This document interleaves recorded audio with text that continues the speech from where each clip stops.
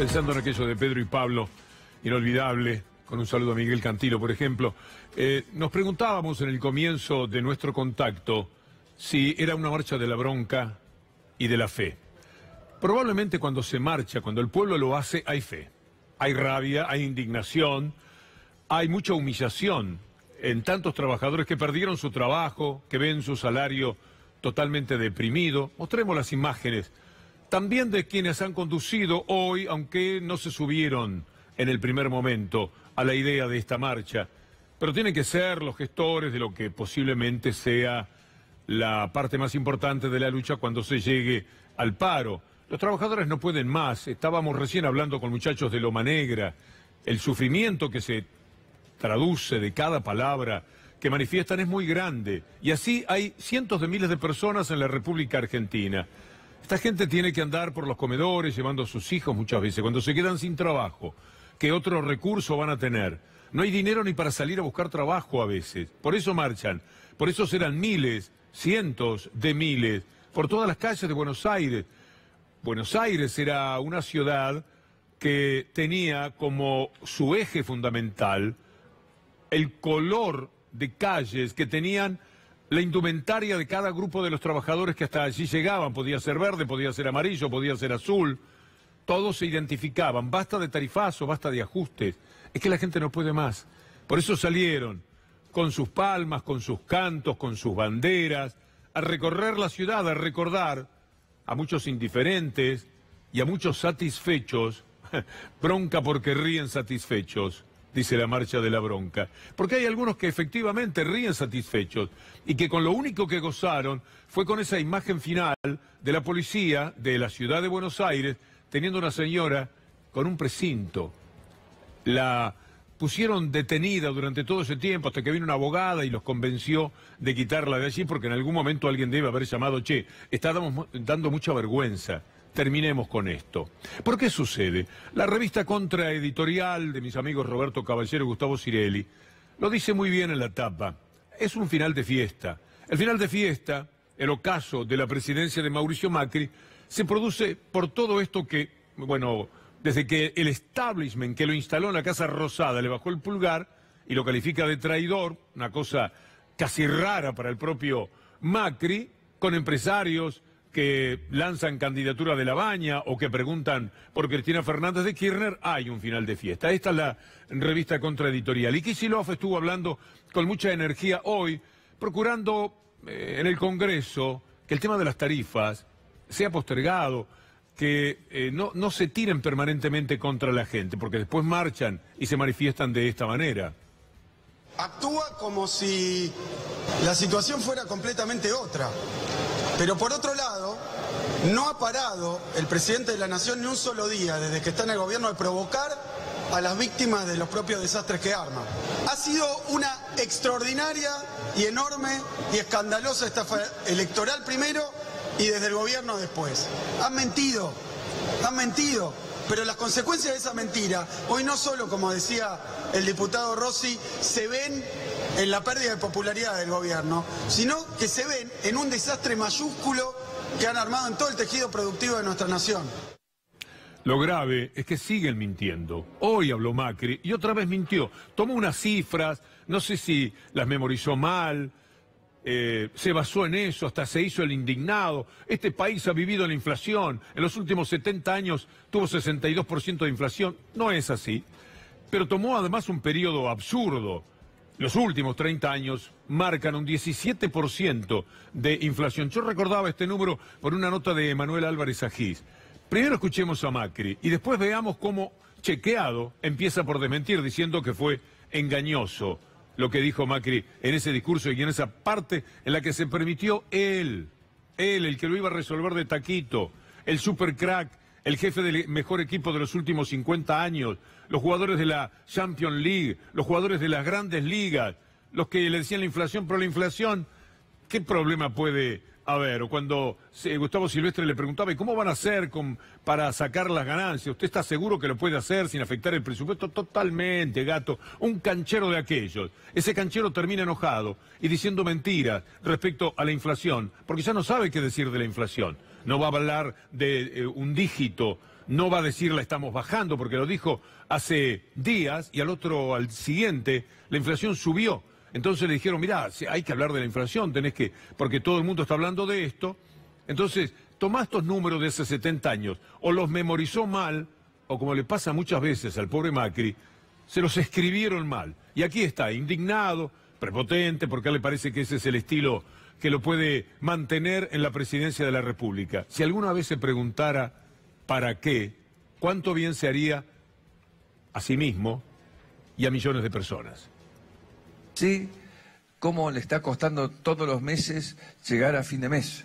Pero este es el camino en el cual, con seriedad, con reglas de juego claras, trabajando en equipo, dialogando, vamos a ir derrotando los problemas que arrastramos hace décadas. Porque cuando uno mira cuál ha sido la inflación promedio de la Argentina en los últimos 80 años, ninguno de ustedes va a acertar, si les pregunto. Van a decir 30, 25, 35, no. La inflación promedio de los últimos 80 años en la Argentina, sacando los años de la hiperinflación, 62,5%. ¿Se dan cuenta? 62,5%. Significa que estamos repitiendo los mismos errores hace 80 años. Por eso les pido a todos, basta de hacer lo mismo, basta de creer que haciendo las mismas cosas que nos llevaron a ser el segundo país del mundo, después de Sudáfrica, que menos creció en los últimos 50 años. Segundo país. Primero Sudáfrica, segundo Argentina en los últimos 50, que creció menos. Entonces no sigamos proponiendo las mismas cosas. Estrafalario, por donde se le mire. Hasta 2015 el país creció, incluso el último año, el 2015, aquel en el que perdió las elecciones, había crecido 2,7. En los años siguientes todo fue una derrota año tras año.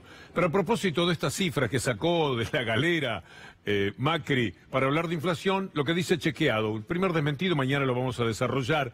Este es el camino, dijo Macri, porque vamos a derrotar la inflación, bueno, etcétera, etcétera. 62,5. Engañoso, le pone Chequeado. Pero yo lo había llamado, después del discurso de Macri, Manuel Álvarez Agis, para que me ayudara, para que me recordara una cifra que él había dado y que yo no quería decir erróneamente. Aquí está. La inflación de los últimos 70 años, desde 1949, fue, incluyendo todo, promedio simple anual, 149% por año. O sea que Macri pudo haber usado una cifra mejor si supiera de qué habla. La inflación de ese mismo periodo, si excluimos 75-91, donde la inflación promedio fue de 546%, da 22% por año. Otra placa, que es la que manejó Emanuel Álvarez Agis cuando confrontó con el UVA el primer día que se supo del UVA. Si tomamos la historia reciente, desde el año 98 a la fecha, la inflación anual promedio se ubicó en el 17%. Y aquí es donde comienza el riesgo de la uva. Era por eso que había escrito la nota. Ahora bien, si Macri piensa que la inflación ha sido del 62%, sabe que esto es incorregible. Además, él tiene en este momento, un año a esta parte, 53%. ¿Cómo se animó con el UVA? ¿Cómo se animó a esa estafa brutal a toda la gente que le creyó lo del UVA? Ahí están los juicios, porque es culpa de un Estado, un gobierno que les mintió que la gente se metió en el UVA. Y miren lo que viene de la inflación. Fuertes pronósticos de los amigos de Macri, las consultoras más amigas. El mercado ya calcula un 36% para este año. El mercado no calcula nada. El mercado es la infamia que le tiran a la gente. Los que calculan son ellos respecto a un mercado que para ellos es para todos el Dios. Sin mercado no hay vida. Miren a dónde nos lleva. Desde el martes sube, porque se vienen tarifazos, que van a gravitar, por supuesto, en más aumentos. El subte a 19 pesos y en mayo va a costar 21 pesos. Así estamos. Las medidas tremendas, hemos tomado, dijo recién. Yo creo que lo peor ya pasó, digo. Yo creo que lo peor ya pasó. Lo peor ya pasó. Yo pienso que lo peor ya pasó. Lo peor ya pasó. Así que la canasta debe estar fenómena ahora. Caramba, parece que no, porque todo sea por no perder la canasta. Miren lo que estamos. Ventas a granel de artículos sueltos, un recurso frente a la inflación. Hay más consultas, pero no tantas ventas. Los precios son hasta 50% más bajos que los productos de marca cuando uno recurre a los artículos sueltos. Nosotros sostenemos que lo peor de la crisis ha quedado atrás. Nos alejamos del epicentro, de la crisis cambiaria, ¿no? Porque lo que hemos tenido el año pasado fue una crisis cambiaria. Estamos mucho menos expuestos a los humores del mercado internacional. Y eso se va a sentir en una economía donde gran parte de los desequilibrios han sido corregidos. Tenemos ahora un tipo de cambio que es competitivo, exportaciones creciendo, vamos a tener un año de cosecha récord. Se animan a todo. Duhovne tiene cara de Duhovne para hacer esto, de decir, insistimos en que lo peor ya pasó. A ver si los podemos convencer de que lo peor ya ha transcurrido para los argentinos. La ciudad de Buenos Aires, recorrida hoy por cientos de miles de personas, en medio de la malaria que el gobierno les ha tirado encima, además de las mentiras, esto es el gobierno M, sumó 113.000 pobres y 83.000 indigentes en 2018. Estamos hablando de la ciudad más rica del país, más pobres en la ciudad más rica. El índice trepó a 21% en el cuarto trimestre del año pasado. Es verdad que esto no se le puede endilgar totalmente a Rodríguez Larreta, el jefe de gobierno de la ciudad, porque esto tiene que ver con la problemática nacional, más que con los de la propia ciudad. Pero también está el espejo, porque la ciudad de Buenos Aires ahora tiene dinero para embellecer las fuentes, no para los indigentes y los que se mueren de hambre, pero por ahí le ponen color al agua de alguna fuente. Pero todo eso ocurrió porque la ciudad de Buenos Aires fue la más beneficiada cuando todo el país generaba trabajo y se permitía tener posibilidades de consumo.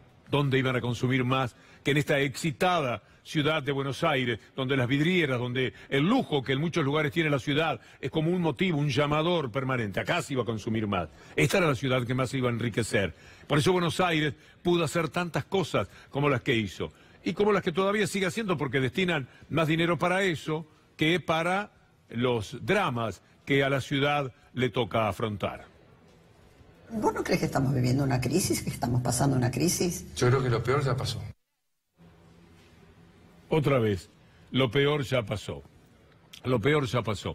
Le quisiera hacer escuchar a Macri o algún colaborador una nota que hizo hoy el periodista Mauricio Polchi, hablando con un muchacho viudo, un señor, con 4 hijos. ¿Cuál es la situación de esa persona? Para que tomen conciencia. Porque nosotros decimos en los medios de comunicación 25%, 30%, 40%, pobres, ricos. Números, son números. Detrás de cada uno de esos números hay un ser humano. Y a veces, en el afán de las estadísticas, perdemos de vista el aspecto humano. Esto que quisiéramos mostrarle a Macri, a Duhovne, a todos los que dicen lo peor ya pasó, estamos fantásticos, sepamos mirar el futuro. A mí me llegó el telegrama 3 días más tarde. ¿Vos tenés familia? Soy papá de 4 chicos, 3 varones y una nena, soy viudo, soy sostén de familia y en 12 años no falté nunca en la empresa. ¿Cómo lo ves para adelante, che, con todo lo que está pasando en el país? Y está complicada la situación, pero yo creo que vamos a salir adelante y Juan Craveri tiene que reflexionar y se tiene que dar cuenta que el problema no es el laburante, sino el problema es la gente que tiene manejando la empresa. ¿Vos querés laburar? Yo quiero laburar como todos mis compañeros, no queremos otra cosa. Imagínate, che, alguna vez terminar así en la calle. No, jamás. La verdad que jamás. Es una situación fea. Mis hijos todavía no saben. ¿No le dijiste? No les dije porque no los quiero mortificar. La sensibilidad de nuestro colega Mauricio Polchi. Lo peor ya pasó. Esto es lo que dijo Macri. Que se lo cuente este señor. Iba a mencionar la sensibilidad de mi colega Mauricio Polchi por detectar esta nota, por hacerla y por permitirnos que la podamos compartir con ustedes. Miren los tambos, el campo, no solo la ciudad recorrida hoy por cientos de miles de personas. El campo está cerrando en la provincia de Buenos Aires 2 tambos por día. Los tamberos advierten que con la caída de la producción no debería sorprender que se profundice el faltante de productos en las góndolas. El consumo de leche está 14% más abajo. Y esta gente, estos personajes nos dicen, lo peor ya pasó. Escúchelo una vez más. Pero lo peor ya pasó. Y ahora vienen los años en que vamos a crecer. Las medidas tremendas, hemos tomado, dijo recién. Yo creo que lo peor ya pasó, digo. Yo creo que lo peor ya pasó. Lo peor ya pasó. Yo pienso que lo peor ya pasó. ¿Vos no crees que estamos viviendo una crisis, que estamos pasando una crisis? Yo creo que lo peor ya pasó. Esos creen en el marketing. No tienen una verdad para decir, un reconocimiento a que el fruto de las políticas públicas empleadas por ellos no podía ser otro que este. Y el resultado es además la humillación, la pérdida de soberanía.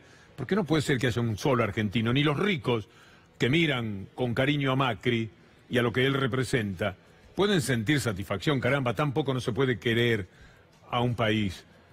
Tener que ir al Fondo Monetario Internacional a rogar, dennos la plata, igual no pudimos cumplir con las metas, discúlpennos. Un país pidiéndole perdón a esa banda de delincuentes internacionales que son los representantes del Fondo Monetario.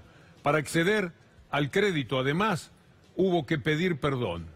Esto es lo que le pasó lo que le ocurre a la Argentina, porque esto es de las últimas horas. El directorio del fondo se reúne, era la noticia, para analizar el cumplimiento de las metas argentinas. El gobierno solicitó una dispensa por una falta formal. Eso sí, la justificación a mano. Inmediatamente, ¿cuál es la mentira que podemos decir? La inflación de los últimos 80 años, mire qué periodo fue a buscar Macri, o la culpa de los que estaban antes, para tomar la brutal deuda que hemos tomado, sin la que el país no podría haber sobrevivido este tiempo. La deuda que hemos tenido que emitir en estos años es el reflejo del déficit que nos dejó el kirchnerismo, en un contexto en el cual hemos dejado de emitir dinero desde el Banco Central para el Tesoro y vaciar las reservas del Banco Central, y el déficit lo financiamos con deuda como hacen todos los países normales. En la medida en que dejemos de tener déficit y pasemos a tener superávit, la deuda no solo deja de subir, sino que va a empezar a bajar. La deuda que hemos tenido que emitir en estos años es el reflejo del déficit que nos dejó el kirchnerismo. Es inadmisible. Han pasado ya unos cuantos años. Además, este señor está mintiendo. Se sabe que el gobierno anterior lo que hizo fue pagar deuda. 2005, 2010, la tiró muy para abajo. 60, 70%. Había que convencer a esos nenes de que en vez de 100 cobraran 30 o 40. No era nada fácil. Quedó solamente el 7% que no acordó. Y usted vio el lío que le hicieron a la Argentina, la persecución, el hostigamiento, porque querían cobrar ese 7% todo, absolutamente todo, el 100%. Los otros hasta se sintieron engañados. Por eso será muy difícil reestructurar deudas en el futuro, porque la Argentina terminó engañando a través de los Kirchner al 93% de los que habían prestado dinero. Le dijo Kirchner, no le pueden cobrar a los muertos si nos están matando. Entonces empezaron a tomar nota, hicieron números, ganan tanto dinero todos ellos, que al final acordaron, pero perdieron frente a los que resistieron en el 7%, lo que llamamos fondos buitre. Esto ocurrió. La Argentina se sacó de encima buena parte de la pavorosa deuda contraída por la misma gente. Duhovne tenía cara de Cavallo, Macri tenía cara de Menem o de la Rúa. Eran lo mismo. Bueno, ellos recurren a todo esto. Salgamos de malaria y mentiras, gobierno M, y vayamos a gobierno M, persecución y espionaje, que es también lo que nos pasa cada día. Uno se pregunta, ¿por qué todo sigue igual? Nosotros vamos a decir esto, después viene Gustavo Silvestre, con todos los elementos probatorios de lo que se está diciendo. Casi que no es necesario, con todo respeto, un juez, porque uno escucha y se da cuenta de lo que ha hecho este señor, que ahí se tapa de la cámara, como si pusiera la mano frente al sol y no lo pudiera tapar, en sociedad con este señor D'Alessio. Y todo para perseguir a una persona. Sígale los pasos a Stornelli y escucha a Carlos Pañi, un hombre del diario La Nación, pero con evidente margen para manejarse con un criterio independiente, y que por haber sido acusado en algún momento de haber pertenecido a formas de espionaje, seguramente en mecanismos de defensa, porque después quedó libre de culpa y cargo, conoce bastante de esto y entonces tiene autoridad personal por afuera del diario La Nación para decir lo que le vamos a escuchar de Stornelli y todo lo que ha ocurrido en los últimos tiempos. Empieza a tirar de la piola de D'Alessio y aparece un submundo que todos conocíamos de espionaje clandestino, del que venimos hablando acá en Odisea desde hace varios programas, ligado de manera más o menos regular a una cantidad de funcionarios puestos por Macri en la AFI, en la Agencia Federal de Inteligencia. En el centro de esos personajes, la número 2, que es la encargada de manejar el aparato operativo del espionaje, una mujer que se llama Silvia.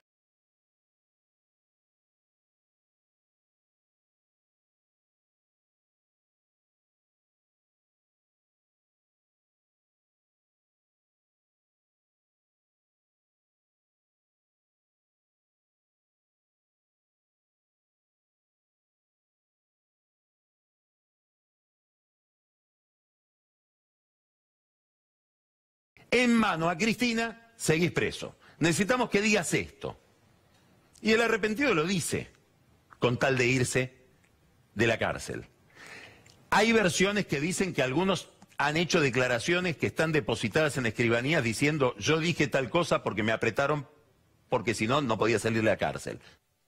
Imagine usted a dónde va a ir a parar esa causa cuando aparezcan todos esos documentos en esa escribanía de quienes dijeron, mira, yo me quería ir para mi casa y dije lo que dije, pero quiero que conste ante un escribano público que lo que dije es mentira, que lo dije para salvarme. Cualquier cosa, lo que me pedía es Stornelli. Casualmente, el hombre que ahora está hasta las manos en la causa del espionaje. Pero volvamos a la persecución. Es muy interesante lo que se ha denunciado por estas escuchas, por esto que se conoce, legales, lo que ha ocurrido con Garabano, la promesa que le hizo Garabano a Fariña de que se quedase tranquilo, que le iba a echar los jueces que lo molestaran si él decía de Cristina Fernández de Kirchner cualquier cosa. Y Fariña lo dijo. El hombre que está atravesado por una cruz es Rosansky. En realidad, la cruz tendría que estar sobre Garabano. Es increíble que mañana empiece el día con Garabano como ministro de Justicia. Estoy diciendo como ministro de Justicia. Rosansky, Carlos Rosansky, el juez que está allí marcado por la cruz porque lo echaron a pedido de Fariña o por necesidad de Garabano para convencerlo a Fariña, anoche contaba esto. A mí no me sorprendió, me horrorizó, que es otra cosa. En aquel momento, cuando se produce la operación Fariña, que es una operación que tiene todos los requisitos y los ingredientes de lo que está pasando en el régimen, o sea, no es una operación cualquiera, es una operación que tiene esos condimentos, tiene involucrado al Gobierno Nacional, estamos hablando del Presidente de la Nación, Ministro de Justicia y demás, tiene el Poder Judicial en un sector corrupto que está presente en la operación Fariña, tiene los medios hegemónicos porque acá participó el Diario Clarín y La Nación, tiene periodistas bastante encumbrados, y tiene los servicios de inteligencia. En ambos casos, Servicio de Inteligencia y Ministerio de Justicia, el jefe directo, Presidente de la Nación, Mauricio Macri. Esto hace que la operación Fariña, con el tiempo, y si hay suerte, porque yo creo, tengo cada día más dudas de que esto pueda continuar en el juzgado de Ramos Padilla, lo hemos hablado acá, si esto continúa, la operación Fariña va a ser un modelo de cómo actuó esta gente en aquel momento. Digo dos cosas fundamentales. La desesperación del régimen en aquel momento era cómo lograr que Fariña declarara y que involucrara a la expresidenta Cristina Fernández de Kirchner. Y esto no se podía hacer porque estaba preso. Y él decía que si estaba preso, no, nadie que está preso si no le garantizan la libertad. Y no había posibilidad de dejarlo en libertad porque él venía detenido para el juicio que le íbamos a hacer en el tribunal que yo presidía. Le prorrogamos la prisión preventiva por 6 meses para poder hacer el juicio con él detenido y no había posibilidad jurídica de que saliera en libertad. Sin embargo, el gobierno le tenía que garantizar esa libertad. Y ahí nace la operación Fariña, que fue garantizarle la libertad con una triquiñuela absurda, jurídicamente insostenible, que necesitó la complicidad de jueces. ¿Cuántos años hace que, me permito decir que Clarín es una mafia? Son unos cuantos. Ha tenido sus disgustos el recorrido, pero cada día se entiende más. Hoy le vamos a mostrar en los próximos capítulos algo de eso. Mire lo que sucede con el representante, uno de los 6 o 7 operadores que en judiciales tiene el diario Clarín, el mayor extorsionador del país. Todo lo que tiene es extorsión desde el primer día.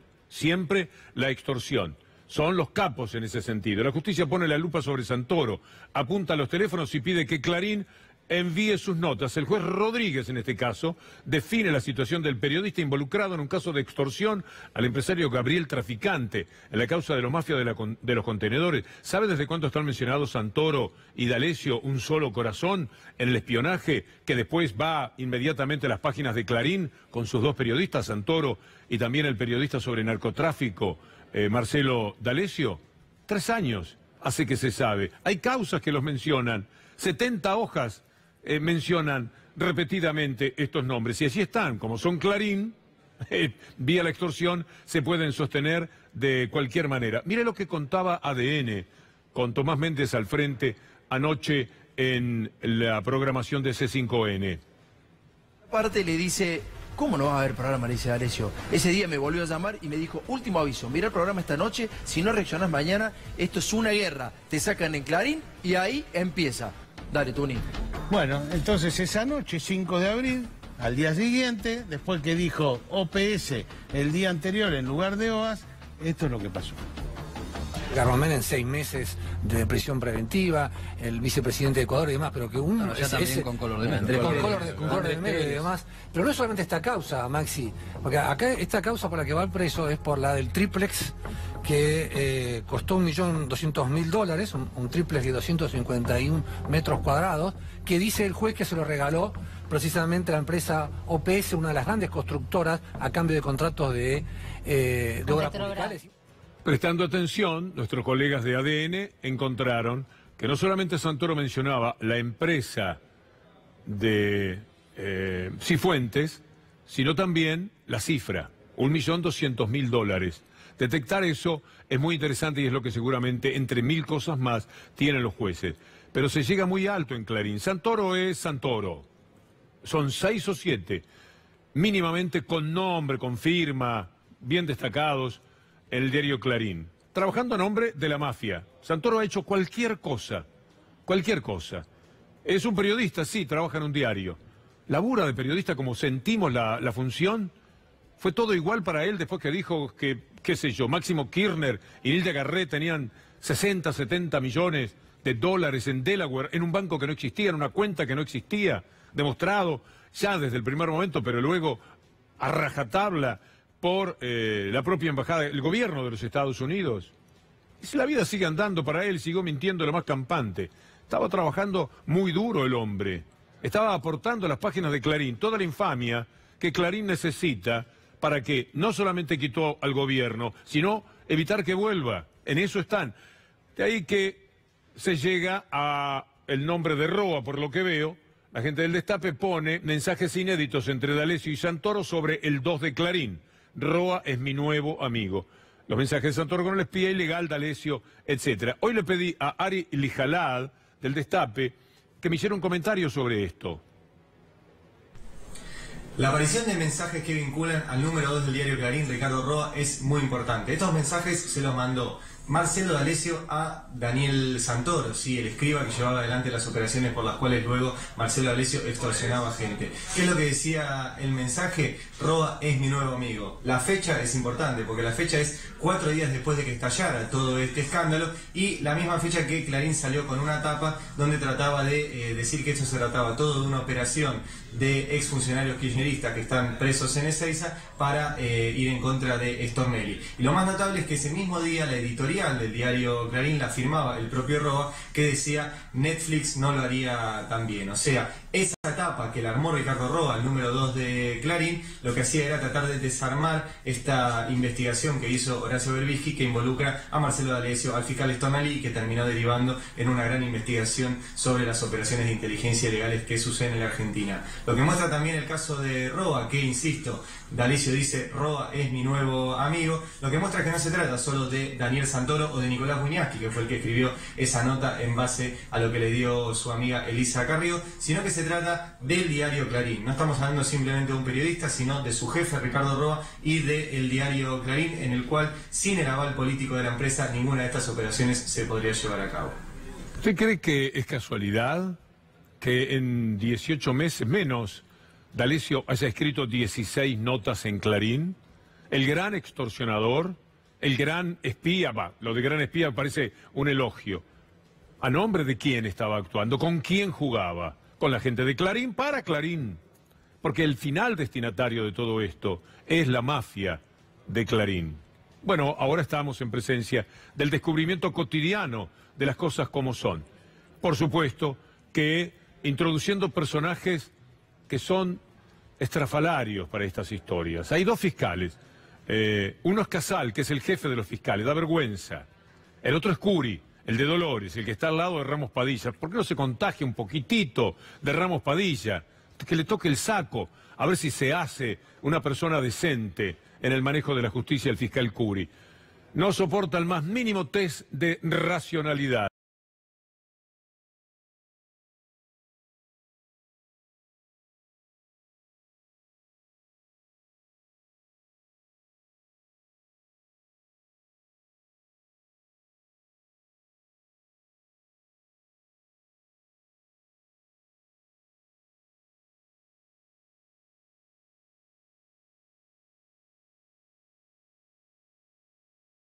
Que dijeron lo que dijeron, no lo que ocurrió frente a Stornelli. Vos tenés que decir tal cosa. No, eso no me alcanza. Anda un rato afuera, anda al pasillo y pensalo, habla con tu abogado, porque así no va. Así te vas preso. Hablábamos un ratito con el abogado y venía a decir, bueno, ¿qué es lo que quiere decir? Tenés que llegar a ella. Y entonces llegaban a ella. Se iban de ahí, pero antes de pasar por su casa se iban a una escribanía y decían, mire, yo vengo de declarar algo que no es verdad. Quiero marcar esta defensa para cuando llegue el juicio oral.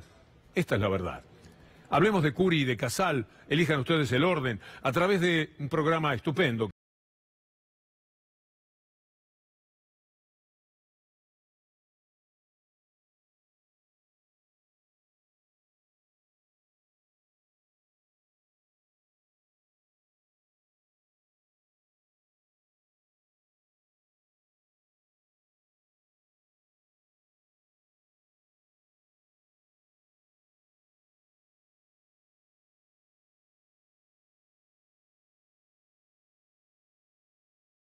Pareciera ser que el único objetivo que tiene en su cabeza es el ponerlo en la picota al juez, que es el que está haciendo el trabajo de fondo en esta cuestión. Si no lo razonan, me parece que están dadas todas las condiciones para recusarlo como está... Perdón, no quiero dejar pasar esto. Como están todas las condiciones dadas para hacerle el juicio político al doctor Casal por esta sinvergüenzada que se mandó.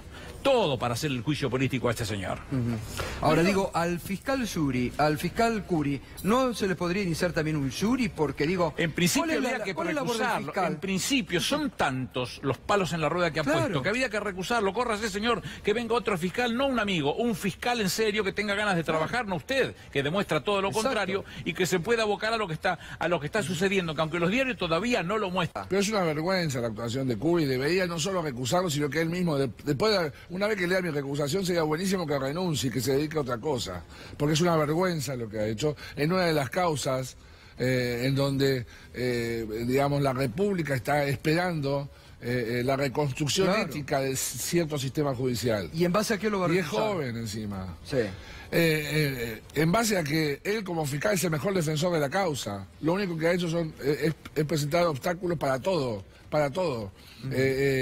Acompañó planteos digamos, absolutamente dilatorios, digamos, para sacarle, o al revés, para quitarle la causa al juez.